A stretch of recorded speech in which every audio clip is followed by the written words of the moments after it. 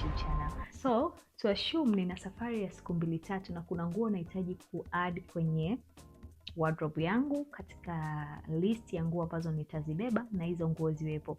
Let's go. Yeah, nafungua Shein yangu na naenda kuangalia nini ambacho nitahitaji niweze kuki-add kwenye wardrobe yangu na niweze kukibeba katika safari yangu, au niweze kukivaa katika mitoko ya hapa na pale nikiwa mjini.